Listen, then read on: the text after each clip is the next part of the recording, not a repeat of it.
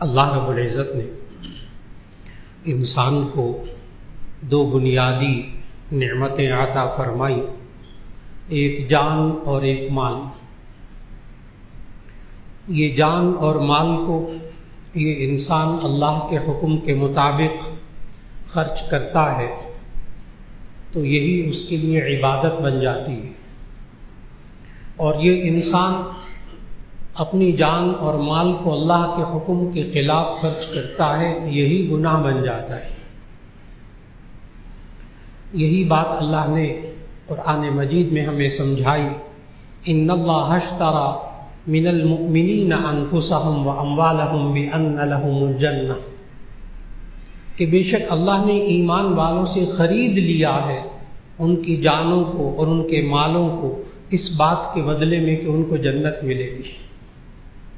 حالانکہ مالک جان کا بھی اللہ ہے، مال کا بھی حقیقی مالک اللہ ہے، لیکن یہ انسان اس جان اور مال کو اللہ کے حکم کے مطابق استعمال کرتا ہے، اسے اللہ نے خریدنا کہا ہے، ورنہ اللہ خود مالک ہے، اور اس نے چند سالوں کے لیے ہمیں یہ جان اور مال دی، بس چند سالوں کے لیے، ایک زندگی، چھوٹی سی زندگی کے لیے۔ چنانچہ اللہ نے جو انسان کے ذمے جو عبادات فرض کی ہیں وہ بھی دو قسم کی ہیں، کچھ مالی عبادات ہیں، کچھ جانی عبادات ہیں۔ جانی عبادات جس میں انسان کا بدن استعمال ہوتا ہے وہ ہے نماز اور روزہ، اس میں پیسہ خرچ نہیں ہوتا، مال خرچ نہیں ہوتا، جان خرچ ہوتی ہے۔ تو روزہ اور نماز دونوں بدنی عبادتیں، اور زکوٰۃ خالص مالی عبادت، اور ایک عبادت ایسی جو مالی بھی ہے بدنی بھی ہے، اور وہ ہے حج، اس میں مال بھی بدن بھی دونوں چیزیں۔ اور ذہن میں رکھیے گا کہ یہ جو بدنی عبادت ہے یہ کسی دوسرے کی طرف سے نہیں کی جا سکتی، نماز کسی دوسرے کی طرف سے نہیں پڑھی جا سکتی، روزہ کسی دوسرے کی طرف سے نہیں رکھا جا سکتا، خود رکھنا ہوگا۔ جو خالص مالی عبادت ہے وہ آپ کسی دوسرے کی طرف سے کر سکتے ہیں، بلا تکلف، بغیر عذر کے کر سکتے۔ زکوٰۃ، شوہر پر زکوٰۃ فرض نہیں ہوتی، بیوی پر زکوٰۃ فرض ہو رہی، مال کی وجہ سے شوہر زکوٰۃ ادا کر رہا، جائز۔ صدقہ فطر مالی عبادت ہے، کوئی دوسرا دوسرے کی طرف سے دے رہا، بالکل ٹھیک۔ گھر والے یہاں موجود ہیں، بچے باہر کے ملکوں میں موجود ہیں، وہ کہتے ہیں ابا جی آپ ہماری طرف سے پاکستان میں قربانی کر لیں، یہاں تو ممکن نہیں ہے جانور کو ذبح کرنا، آپ یہاں قربانی کر لیتے ہیں ان کی طرف سے۔ قربانی بھی مالی عبادت، زکوٰۃ بھی مالی عبادت، لیکن حج یہ مالی بھی ہے بدنی بھی ہے، یہ عذر کی وجہ سے دوسرے کی طرف سے کیا جا سکتا ہے، جسے حج بدل کہتے ہیں، کہ پیسہ بھی اس شخص کا ہو، اس پر حج فرض ہو، وہ نہیں کر سکا، وفات پا گیا، یا ابھی ہے لیکن بوڑھا ہو گیا، معذور ہو گیا، چل پھر نہیں سکتا، کسی کو کہتا ہے جا کر میری طرف سے حج فرض ادا کر لو، جائز۔ عذر کی وجہ سے حج بدل دوسرے کی طرف سے کیا جا سکتا ہے، عذر نہ ہو تو پھر خود کرنا پڑے گا۔ تو یہ اللہ نے جو جان اور مال دیا، اس کو اللہ کے حکم کے مطابق لگا رہا تو یہ عبادت ہے۔ اور پھر اس جان اور مال کے ساتھ ایک اور جو اللہ نے انسان کو نعمت دی وہ ہے بیوی بچے، گھر والے اور بچے بچیاں، یہ بھی اللہ کی نعمت۔ یہ انسان ان کو بھی اگر اللہ کے حکم کے مطابق چلائے تو یہ ساری نیکی ہے، یہ دنیا کی نعمتیں ہیں۔ المال والبنون زینت الحیات الدنیا، یہ مال اور اولاد یہ دنیا کی زینت ہے، اللہ نے اچھے لفظوں میں اس کو کہا۔ لیکن یہی انسان اپنے گھر والوں کو اور اپنے بچوں بچیوں کو اللہ کے حکم کے مطابق نہ چلا رہا ہو، پھر اللہ نے کچھ اور جملہ بولا ہے، انما اموالکم واولادکم فتنہ، انما اموالکم واولادکم فتنہ، فتنہ کا معنی آزمائش۔ ہم فتنے کا معنی مصیبت وغیرہ وہ چیزیں لیتے ہیں، فتنہ کا معنی آزمائش، پھر یہ تمہارے لیے آزمائش ہے، یہی مال یہی بچے، پھر یہ آزمائش ہے۔ دنیا کی زینت کب ہے، اچھے کب ہیں یہ مال اور اولاد گھر والے، جبکہ اللہ کے حکم کے مطابق ان کو چلا رہے ہیں۔ اور آج بھی کوئی انسان اپنے گھر میں، اپنے مال میں، اپنے بیوی بچوں میں خیر و برکت چاہتا ہے تو اسے اپنی جان کو، اپنے مال کو، اپنے بیوی بچوں کو اللہ کے حکم کے مطابق چلانا ہوگا، اور کوئی راستہ نہیں ہے، اور کوئی راستہ نہیں۔ یہ انسان تھک جاتا ہے بسا اوقات، حلال حرام کی پرواہ کیے بغیر کماتا ہے، ملاوٹ یہ کر رہا، بلیک میلنگ یہ کر رہا، عوام کا خون چوس رہا، مہنگائی کر رہا، یہ رشوت لے رہا، بہنوں کا حق مار رہا، بیویوں کا حق مار رہا، بھائیوں کا پیسہ کھا رہا، ناجائز قبضے کر رہا۔ ذرا اچھی زندگی گزر جائے گی، اور کس لیے کر رہا ہے؟ ذرا اچھی زندگی گزر جائے گی۔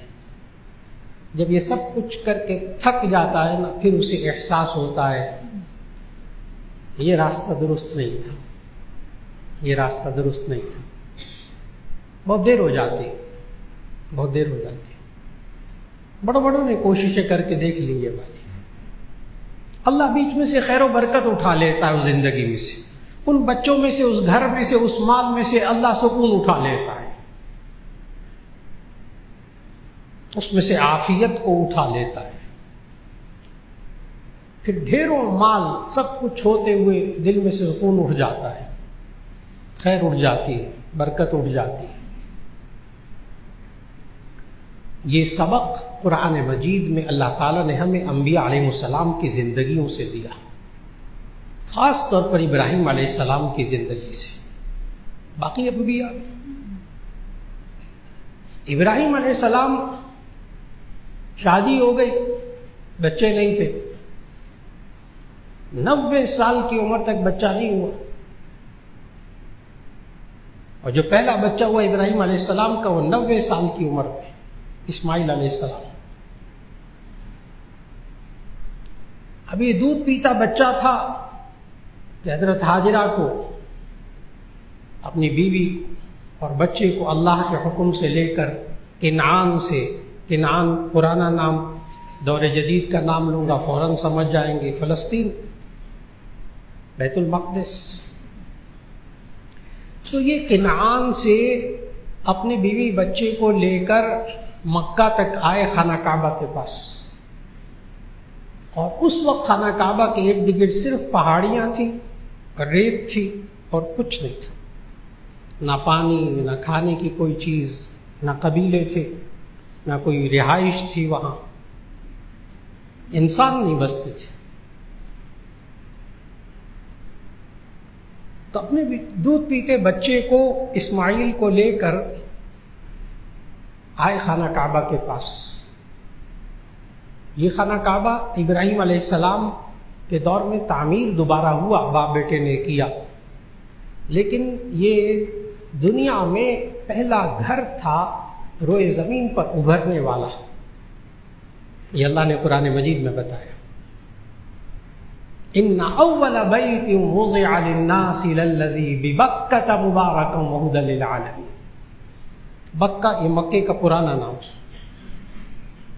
یہ بکہ میں جو پہلا گھر بنا لوگوں کے لیے، ان اول بیت وضع للناس للذی ببکۃ مبارکا وہدی للعالمین، یہ خانہ کعبہ فرشتوں نے بنایا ہے۔ اور پھر اس کے بعد حضرت ابراہیم علیہ السلام کے دور میں دوبارہ اس کی تعمیر ہوئی، تو اس وقت خانہ کعبہ موجود، اور یہ حج کا آغاز بھی ابراہیم علیہ السلام سے ہوا۔ یہ ابراہیم علیہ السلام نے اعلان کیا وَأَذِّن فِي النَّاسِ بِالْحَجِّ يَأْتُوكَ رِجَالًا، یہ اعلان کا حکم بھی ابراہیم علیہ السلام۔ تو اپنے دودھ پیتے بچے کو لے آئے اور لا کر کعبہ کے پاس چھوڑا۔ فاصلہ ذہن میں رکھ لیجئے گا کنعان کا اور خانہ کعبہ کا۔ جب ہم 15واں پارہ شروع کرتے ہیں، واقعہ معراج پڑھتے ہیں، سبحان الذی اسریٰ بعبدہ لیلا من المسجد الحرام الی المسجد الاقصی، اللہ تعالیٰ نبی صلی اللہ علیہ وسلم کو بھی مسجد حرام سے مسجد اقصی تک لے گیا تھا،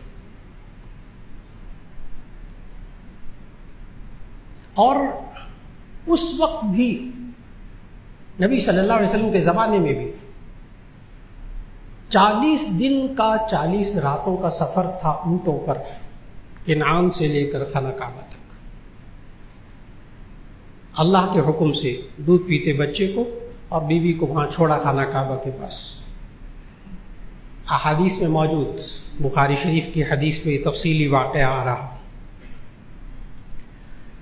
جب وہاں چھوڑا تو چھوڑ کر جانے لگے، ایک مشکیزہ دیا پانی کا اور کھجوریں دی، تو حضرت ہاجرہ نے پوچھا تھا کہ یہاں ہمیں اس بیابان جگہ میں چھوڑ کر جا رہے ہیں، کس وجہ سے؟ انہوں نے کہا اللہ کے حکم سے، اللہ کے حکم سے۔ آگے جو جواب ہے نا، اس کو سمجھنے کے لیے ایک بات سمجھنی پڑے گی کہ یہ جو بس اوقات مرد دین پر چلتے ہیں نا اور اپنی بیویوں کو دین پر نہیں چلاتے، ان کو دقت پیش آتی ہے گھر میں دین لانے پر۔ جو مرد اپنے آپ کو دیندار بناتے ہیں، بیویوں پر دین کی محنت نہیں کرتے، ان کو گھر میں دین لانے میں بہت مشکل ہوتی ہے۔ مرد دیندار بن جائے، بہت تہجد گزار، فلاں فلاں فلاں فلاں، بڑا نیک، گھر میں داخل ہوگا نا، اس کا دین دہلیز پر رہ جائے گا، بس دیوار سے دروازے کے پاس، بس اندر نہیں جائے گا۔ اور اگر خاتون دیندار ہو جائے، پورا گھرانہ، سب بچے سب دین پہ آ جائیں گے انشاءاللہ۔ یہ حضرت ہاجرہ کا جواب سننے والا ہے۔ انہوں نے کہا یہاں چھوڑ کر جا رہے ہیں، کس کے حکم سے؟ کہا اللہ کے حکم سے۔ تو بیوی کا جواب سننے والا ہے۔ حضرت ہاجرہ نے جواب دیا اذن لا یضیعونا، تو پھر وہ اللہ ہمیں ضائع نہیں کرے گا، آپ جائیے، پھر وہ اللہ ہمیں ضائع نہیں کرے گا۔ اب دیکھیں بیوی کا بھی ذہن بنا ہوا تھا نا، اگر بیوی کا ذہن نہ بنا گیا، کیا مصیبتیں چھوڑ کے جا رہے ہیں آپ؟ اذن لا یضیعونا، پھر وہ اللہ ہمیں ضائع نہیں کرے گا۔ حضرت ابراہیم علیہ السلام بیوی بچے کو دوبارہ چھوڑ کر پھر کنعان واپس، لیکن جاتے ہوئے دعا مانگی۔ سورہ ابراہیم کی آیت 32 میں سے ابھی شروع میں نے وہ دعا سنائی، اصل میں وہی دعا پڑھی جو ابراہیم علیہ السلام نے دعا پڑھی تھی۔ دعا کا ترجمہ سننے والا ہے۔ ربنا انی اسکنت من ذریتی بواد غیر ذی زرع عند بیتک المحرم ربنا لیقیموا الصلاة فاجعل افئدة من الناس تهوی الیہم وارزقهم من الثمرات لعلهم یشکرون۔ دعا کا ایک ایک لفظ اللہ نے کیسا پورا کیا ہے، آج بھی اپنی آنکھوں سے انسان دیکھتے، آج بھی۔ ربنا انی اسکنت من ذریتی بواد غیر ذی زرع عند بیتک المحرم، اے اللہ میں اپنے بیوی بچوں کو یہاں تیرے باعزت گھر کے پاس چھوڑ کر جا رہا ہوں۔ ربنا انی اسکنت من ذریتی بواد غیر ذی زرع عند بیتک المحرم، یہ تیرے گھر کے پاس، خانہ کعبہ کے پاس بیوی بچوں کو چھوڑ کے جا رہا ہوں، ایسی جگہ ہے جہاں کھانے پانی کو کچھ نہیں، غیر ذی زرع، یہاں تو کوئی سبزہ بھی نہیں اگتا، نہ پانی ہے نہ کھانے کی کوئی چیز ہے، چھوڑ کر جا رہا ہوں۔ اور کیوں چھوڑ کر جا رہے ہیں؟ ربنا لیقیموا الصلاۃ، اے ہمارے رب تاکہ یہ نماز پڑھے، نماز قائم کرے، مقصد بھی سوچیں گے تاکہ نماز پڑھے۔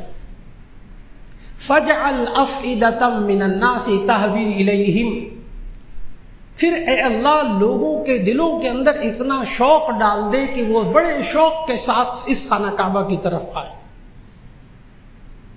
کتنی مہنگائی ہوگی، کتنا کچھ ہو گیا، ہر سال پہلے سے زیادہ رش، رمضان میں حج سے زیادہ رش۔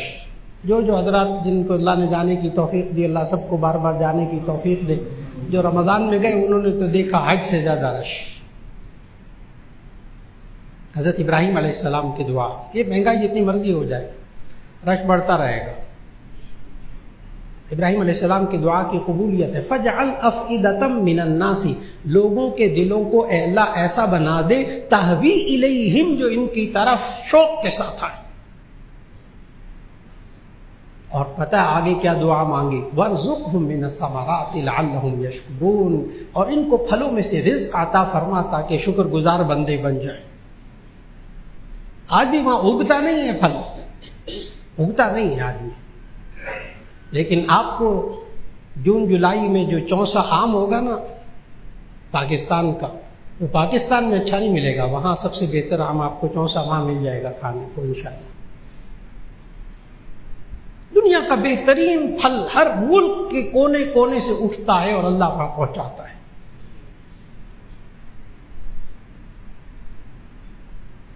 وہاں مشکیزہ پانی کا چھوڑ کر دیکھیں، جب اللہ اپنے بیوی بچوں کو اور اپنے آپ کو اللہ کے حکم کے مطابق بندہ چلاتا ہے نا، پھر اللہ کیا کرتا ہے، خالق ہے نا وہ، مانے تو صحیح بندہ کے خالق ہے، مانے تو صحیح، ان اللہ علی کل شیء قدیر، اللہ ہر چیز پر قدرت والا ہے۔ اور وہاں ایک مشکیزہ پانی کھجوریں دے کر روانہ واپس کنعان فلسطین، یہاں تک کہ وہ حدیث میں آیا کہ پانی اور کھجوریں ختم ہونے لگی۔ اب وہ چھوٹا دودھ پیتا بچہ وہ رونے لگا، اس کو چھوڑ کر حضرت ہاجرہ خانہ کعبہ کے پاس، خانہ کعبہ کا جو دروازہ اب ہے اس کے ذرا سامنے بائیں طرف کونے میں چھوڑ کر بچے کو، تو خود قریبی پہاڑی تھی، اس پر صفا پہاڑی، اس کے اوپر چڑھ گئے۔ اوپر چڑھ کے انہوں نے پانی تلاش کیا، کہیں پانی نظر آ جائے، نہیں نظر آیا تو خانہ کعبہ سے ذرا دور جو پہاڑی تھی مروہ، اس کے اوپر چڑھ گئے، جا کر پانی تلاش کیا، نہیں ملا، پھر واپس آئی، پھر چکر لگایا۔ اللہ کو اس ماں کا کردار، اس ماں کا عمل اتنا پسند آیا کہ آپ میں سے جتنے حج کرنے عمرہ کرنے جاتے سب وہ صفا مروہ کے درمیان سعی کرتے، صرف چلنا، ان کو چلنا صرف پسند آ گیا۔ اور وہ جو دو پہاڑیاں تھیں نا صفا اور مروہ، ان کو اللہ نے قرآن میں کیا کہا، پہاڑیاں ہیں نا، پتھر ہے اور تو کچھ نہیں، لیکن اللہ نے قرآن مجید میں یہ کہا ان دو پہاڑیوں کے بارے میں، ان الصفا والمروہ من شعائر اللہ، بے شک صفا اور مروہ اللہ کی نشانیاں ہیں۔ فمن حج البیت او اعتمر فلا جناح علیہ ان یطوف بہما، جو شخص عمرہ کرنے جائے، حج کرنے جائے تو اس کو کوئی حرج نہیں کہ ان کے درمیان چکر لگائے، واجب ہے چکر لگانا، اس آیت کی وجہ سے سعی کرنا واجب ہے۔ اور یہاں تک کہ جب وہ صفا سے ذرا سا وہ نیچے اترتی تھیں حضرت ہاجرہ، تو وہ نشیب نچلا علاقہ تھا، پھر وہ اگلے پہاڑی تک پہنچتی تھی مروہ تک، تو درمیان میں بچہ نظر نہیں آتا تھا، ماں ہے نا، بچہ نظر نہیں آتا تھا، وہ ذرا تیز چلتی تھی، ذرا تیز گزرتی تھی تاکہ پھر بچے پر نظر پڑ جائے۔ آج جتنے حضرات آپ میں سے تشریف لے گئے اور لے جاتے ہیں، جا کر جب دیکھتے ہیں کہ وہ سعی کی جو جگہ ہے، صفا سے اترتے ساتھ اوپر گرین گرین ٹیوب لائٹیں لگی ہوئی ہیں جہاں سب لوگ ذرا تیز دوڑتے ہیں، وہاں تیز چلنا سنت، حضرت ہاجرہ کی سنت، صرف اسی جگہ میں۔ وہاں عورتیں بھی دوڑتی ہیں، عورتیں بھی دوڑتی ہیں، لیکن میں نے ابھی عرض کیا کہ اپنے آپ کو اللہ کے حکم کے مطابق رکھیں تو عبادت ہے۔ دوڑی تو وہاں عورت تھی دو پہاڑیوں کے درمیان، لیکن آج سنت مردوں کے لیے وہ تیز چلے، عورتوں کے لیے سنت نہیں ہے کہ وہ چلے۔ یہ عورتیں وہاں جو دوڑتی ہوئی نظر آتی ہیں خلاف سنت، گناہ کی بات۔ عورتیں آرام آرام سے چلیں۔ اب یہ بندوں کو مردوں کو کہہ دیا تم لوگ یہاں دوڑو، تیز چلو، سنت۔ یہاں تک کہ وہ پانی تلاش کرتی رہی بار بار۔ تو احادیث میں موجود کہ حضرت اسماعیل علیہ السلام دودھ پیتے بچے، انہوں نے ایڑھیاں رگڑی وہاں پیاس کی وجہ سے، اللہ نے وہیں چشمہ پیدا کر دیا، پانی ابلنے لگا۔ حضرت حاجرہ فوراً آئیں اور آ کر اپنی ان کی عبرانی زبان تھی، عبرانی زبان بولتی تھی حضرت حاجرہ، تو انہوں نے اپنی عبرانی زبان میں کہا، اس پانی کو اکٹھا کرتے ہوئے ساتھ ساتھ ریت کو اکٹھا کیا تاکہ پانی بہہ نہ جائے، اکٹھا ہو جائے، اور ساتھ عبرانی زبان میں اس کو کہا ٹھہر جا ٹھہر جا۔ عبرانی زبان میں ٹھہرنے کو کہتے ہیں زم، زم، ٹھہر جا ٹھہر جا، تو اس کو کہا زم زم، ٹھہر جا ٹھہر جا۔ آج اس پانی کا نام آب زمزم ہے۔ حضرت حاجرہ کے منہ سے نکلے ہوئے الفاظ اس پانی کا نام ہے۔ اور اس پانی کے نکلنے کی دیر تھی کہ وہاں قبیلے جو گزرتے تھے، مسافر گزرتے تھے، وہاں عرب میں ایک رواج تھا کہ جہاں پانی نظر آتا تھا وہاں قافلے پڑاؤ ڈالتے تھے، اور اگر پانی واقعی مسلسل نکلنے والا ہوتا تو وہاں لوگ اپنے گھر بنا لیتے، آبادیاں بنا لیتے۔ بس پانی نکلنے کی دیر تھی کہ سب سے پہلے دنیا کا قبیلہ جرہم وہاں آیا، اور آنے کے بعد اس نے وہاں گھر بسا لیا، آبادی ہو گئی۔ یہ آغاز ہوا ہے، جو ہی زمزم کا چشمہ نکلا ساتھ ہی آبادی شروع ہو گئی۔ اور یہ زمزم جو کہ آج ہر حاجی لے کر آتا ہے، اب تو 5 لیٹر پر بات آ گئی صرف، پہلے بہت لاتے تھے ماشاءاللہ، دنیا بھر میں جاتا، روزانہ لاکھوں بیرل زمزم نکلتا۔ آج تک یہ کنواں خشک نہیں ہوا، آج تک خشک نہیں ہوا۔ کوششیں ہوئیں کہ اس کنویں کو ذرا وسیع کر لیا جائے، کشادہ کر لیا جائے تاکہ اس میں اور پانی زیادہ آ جائے۔ یہ بھی کوششیں ہوئی کہ دائیں بائیں کوئی اور بورنگ کر لی جائے، بور کر کے اس میں سے پانی ڈال لیا جائے۔ چنانچہ اس پر تحقیقی مقالے لکھے گئے، پی ایچ ڈی کے تحقیقی مقالے جیولوجسٹ حضرات نے لکھے، جیولوجسٹ ماہر ارضیات، خاص طور پر جاپان کے اور چائنا کے ماہرین نے باقاعدہ وہاں بور وور کر کے تلاش کیا، دائیں بائیں کہیں پانی نہیں نکلا، یہاں تک کہ وہ کنویں کے اندر اس کو وسیع کر کے اترے، نیچے جب گئے تو ذرا وسیع کر لے تو پتھر ہٹاتے تھے، ریت ہٹاتے تھے، آگے خشکی ہوتی تھی، چاروں طرف خشکی، چاروں طرف خشکی، اور پتھر، ان پتھروں کی تہوں میں سے اور ریت کی تہوں میں سے پانی رستا تھا۔ یہ لکھا انہوں نے، پانی رستا ہے، کہاں سے آتا ہے، سائنس ختم۔ اور آپ حضرات کو معلوم ہے کہ آج پانی کا ایک فارمولہ ہے، H2 فلا فلا گیسز کو ملاتے ہیں تو پانی بن جاتا ہے، اس میں معدنیات منرلز کو برابر کرتے ہیں تو آپ کسی بھی ملک کا پانی بنا سکتے اس کے معیار کا۔ اگر آپ کو امریکہ کا پانی یہاں چاہیے ہو تو یہاں بن جائے گا انہی منرلز کے ساتھ، کینیڈا کا پانی چاہیے ہو یہاں مل جائے گا آپ کو، اسی منرلز کے ساتھ بنا لیں گے سائنسدان۔ چنانچہ آب زمزم کا متبادل بنانے کی جاپان میں بھی بہت کوششیں ہوئی، اس پر بھی بہت کچھ لکھا گیا، لیکن اس وقت تک سارے سائنسدان تھک چکے ہیں اور زمزم کا متبادل پانی نہیں بن سکا۔ اور وجہ بھی لکھی ہے، دلائل بھی، چونکہ اس کو پڑھا، بہت پڑھا زمزم کی تحقیقات کو، تو انہوں نے لکھا کہ وجہ کیا ہے۔ ہم اس میں بعض جو سائنسدان حضرات ہیں جو سائنس سے تعلق رکھتے ہیں فوراً سمجھ جائیں گے، زیادہ وقت نہیں اس میں لگاؤں گا، کہ وہ ایک قسم کے منرل ڈالتے تھے، دوسری قسم کے منرل کم ہو جاتے تھے، پھر وہ دوسری قسم کے ڈالتے تھے، یہ منرل کم ہو جاتے تھے۔ جو تناسب معدنیات کا زمزم کے اندر ہے، آج تک دنیا کا کوئی سائنسدان نہیں بنا سکا۔ ہونے والے نبی نے ایڑیاں رگڑی تھی، اور آج تک اس پانی کو نبی صلی اللہ علیہ وسلم نے تو یہاں تک فرمایا، نبی صلی اللہ علیہ وسلم تو زمزم پیتے وقت ایک دعا مانگتے تھے، جب بھی زمزم پیے، گھونٹ بھی پیے نا، یہاں بھی آ کر لوگ دیں تو دعا ضرور مانگیے وہ، اللہم انی اسألک علما نافعا ورزقا واسعا وعملا متقبلا وفی روایت وشفاء من کل داء۔ ایک ایسی دعا جس میں ساری چیزیں آ جاتی ہیں، اللہم انی اسألک علما نافعا ورزقا واسعا وعملا متقبلا وفی روایت وشفاء من کل داء۔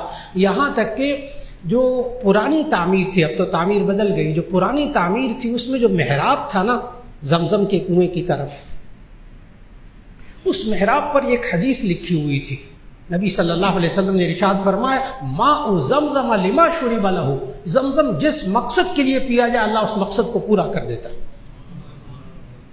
جو دعا مانگے وہ قبول ہو جاتی۔ جب انسان اپنے بیوی بچوں کو، اپنے آپ کو اللہ کے حکم کے مطابق چلاتا ہے، اللہ اس کی زندگیوں میں کتنی خیر و برکت عطا فرماتا ہے۔ اور پھر جب وہ جوان ہونے لگا بچہ،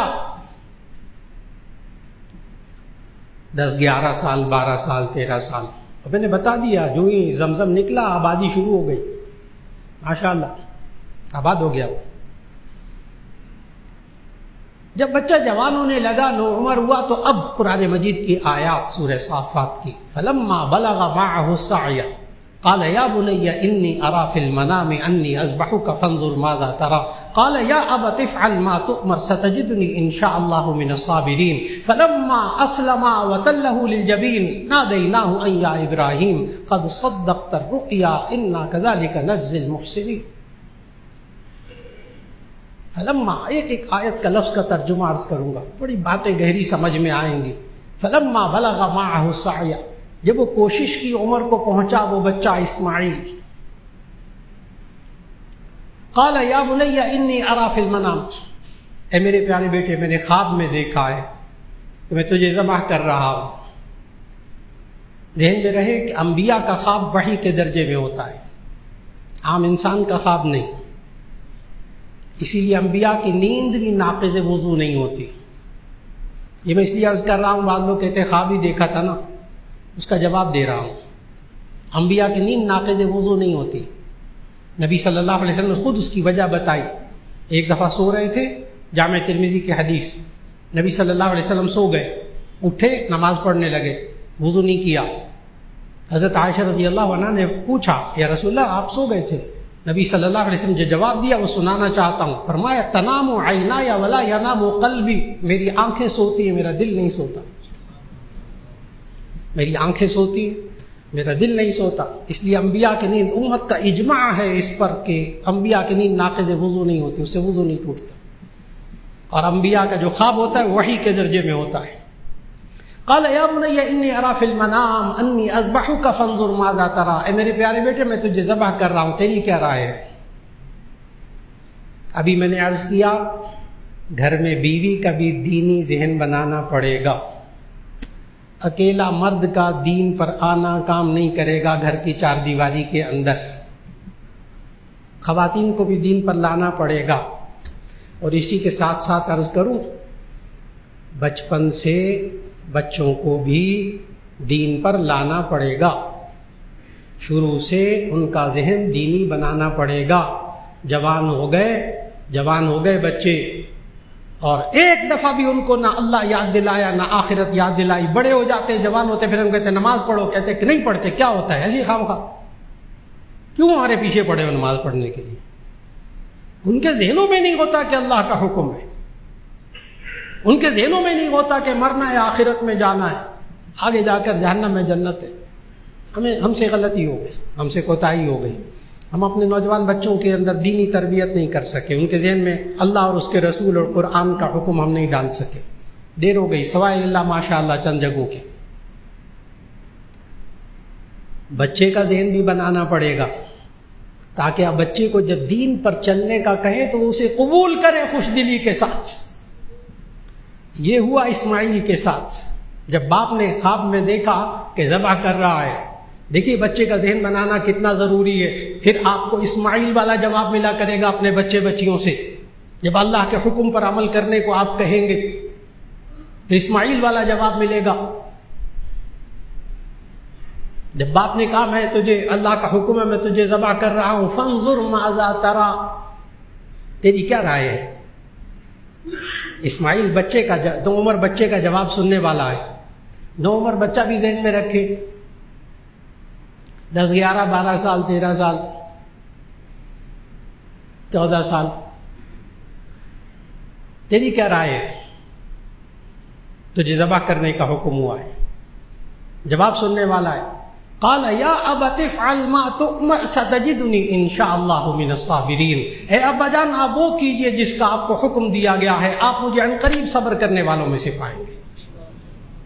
آج کہہ کے کہ دو دیکھیں نا، قربان کرنا ذبح کرنا بڑی دور کی بات ہے، میں تو کہہ رہا ہوں صرف نماز پڑھنے کو کہہ کے دیکھ لیں جوان بچے کو، جوان بچی کو، کوئی اللہ کا حکم سنا کر دیکھ لیں۔ بیٹی پردہ کر لو، غیر محرم کے سامنے نہیں جانا، کہہ کر دیکھ لیں۔ ذبح کرنا بڑی دور کی بات ہے، اور وجہ میں نے بتا دی ہے، شروع سے بچوں کا دین کا ذہن نہیں بنایا جاتا۔ اگر شروع سے اللہ اور اس کے رسول صلی اللہ علیہ وسلم کے احکام کی اہمیت دلوں میں اتاری جائے، پھر اسماعیل والے جواب آتے ہیں، یا ابت افعل ما تؤمر، اے ابا جان آپ وہ کیجئے جس کا آپ کو حکم دیا گیا، ستجدنی ان شاء اللہ من الصابرین، آپ عن قریب مجھے صبر کرنے والوں میں سے پائیں گے۔ حضرت ابراہیم علیہ السلام، اگر آپ کو بیان کا شروع کا حصہ یاد ہو تو، پہلا بچہ پیدا ہوا 90 سال کی عمر میں، اور اگر 12 13 سال 14 سال عمر لگا لیں تو 100 سال سے زیادہ عمر کا بوڑھا تھا جو لے جا رہا تھا اپنے جوان بچے کو ذبح کرنے کے لیے۔ اور اللہ نے کہا کہ یہاں مکے سے تقریباً 7 کلومیٹر دور منا کے علاقے میں وہاں جا کر ذبح کرو، جہاں آج بھی ذبح کرنے کی جگہ ہے، قربان گاہ، مذبح، وہاں ذبح کرنے کے لیے لے کر جانے لگے بیٹے کو۔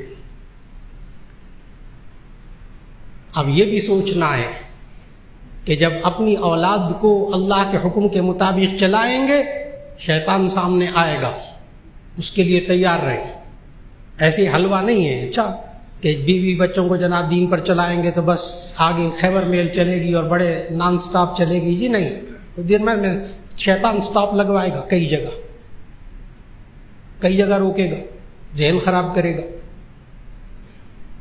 چنانچہ جب یہ باپ بیٹا چلے، یہ میں اس لیے عرض کر رہا ہوں کہ جب ہم اپنی جان، اپنا مال، اپنے بیوی بچوں کو اللہ کے حکم کے مطابق چلائیں گے تو سیدھے سیدھے نہیں چلیں گے، کچھ ہوگا۔ چنانچہ وہ جب لے کر جانے لگے تو منا اور مکہ کے درمیان 3 کلومیٹر کے فاصلے پر ایک جگہ شیطان آیا اور کہا، اور یہ بھی ذہن میں رکھیے گا، بیوی بچوں کو اور انسان کو اللہ کے حکم سے بھٹکانے کے لیے شیطان ہمیشہ بری باتیں دل میں نہیں ڈالتا، اچھی باتیں بھی ڈالتا ہے۔ یہاں سے انسان گمراہ ہوتا ہے۔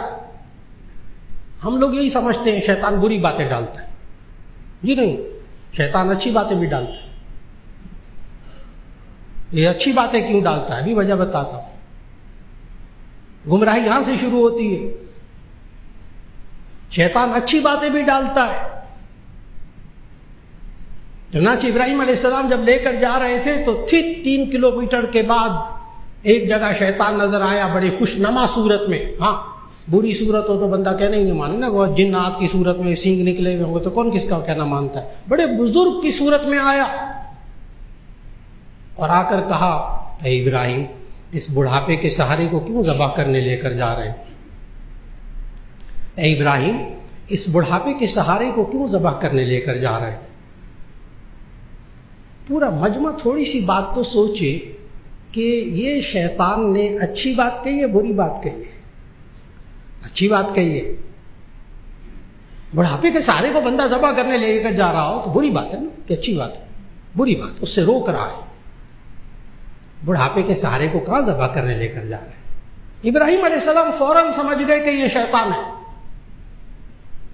یہ خوش نما خوش شکل یہ بھی شیطان ہے۔ کیوں؟ اب اچھی بات بتانے کے باوجود کیوں معلوم ہوا اس کو کہ شیطان ہے؟ میں نے کہا آج ہم جب بیوی بچوں کو، اپنے بیوی بچوں کو جب ہم اللہ کے حکم پر چلانا چاہتے ہیں، شیطان بڑے خوش نما راستے دکھاتا ہے۔ شیطان نے اچھی بات کہی ابراہیم کو، بڑھاپے کے سہارے کو ذبح کرنے لے کر جا رہے، نہ کرو ایسا۔ ابراہیم علیہ السلام فوراً پہچان گئے کہ یہ شیطان ہے۔ کیسے پہچانا؟ اب غور کرنے کی بات ہے۔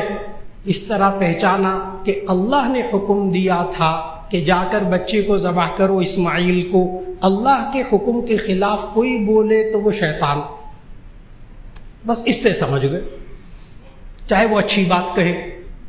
میں عید الاضحیٰ کے موقع پر بہت ساروں کے سامنے بڑے اچھے اچھے شیطان آئیں گے، ابھی عید الاضحیٰ کے موقع پر ہر بندہ دیکھے گا، عید کے 3 دنوں میں بھی، اس سے پہلے بھی۔ یہ آپ جو 1 لاکھ کا بکرا لے کر آ رہے ہیں، 2.5 لاکھ کی گائے لے کر آ رہے ہیں، اتنا گوشت ہوتا ہے، اس سے کسی غریب کی مدد کر دیں، کسی بیوہ کی مدد کر دیں، کسی کا آپریشن ہونے والا اس کی مدد کر دیں، وہ دیکھیں ہارٹ کے کتنے مریض پڑے ان کا وہ سٹنٹ ڈلوا دیں، کتنی اچھی بات ہے۔ بیوہ کی مدد کرنا اچھی بات ہے، کسی کی دوائیاں لے کر دینا اچھی بات ہے، آپریشن میں مدد کرنا اچھی بات ہے، لیکن پتہ ہے کیا پیچھے اللہ کا حکم ٹوٹ رہا ہے، وہ قربانی واجب ہے۔